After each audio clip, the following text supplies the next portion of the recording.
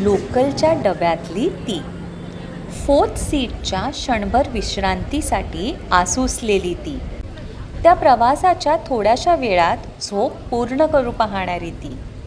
दमलेली, भागलेली, उद्या काय भाजी करायची चा विचार करणारी ती. लोकलच्या डब्यात सिरियल, मूव्ही बघणारी ती.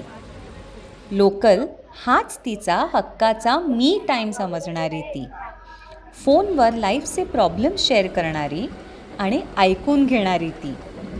लोकलमध्येच अरे हे किती छान आहे म्हणून पटकन विकत घेणारी ती. आत किती गरम होतं आहे म्हणत वारा चेहऱ्यावर झेलत ऑलमोस्ट बाहेर डोकावून प्रवास करणारी ती.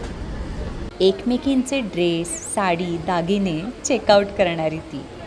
त्यावरून दुसरीला जज करणारी सुद्धा ती. स्वतःच्या जागेसाठी लोकलमध्ये लढायला शिकणारी ती. नेगोशिएट करणं आणि मॅनेजमेंट शिकणारी सुद्धा ती. त्या 2 निवांत क्षणांमध्ये उद्याचं आयुष्य आखणारी ती. आणि याच तीवर लोकलमध्येच बसून कविता लिहिणारी पण ती.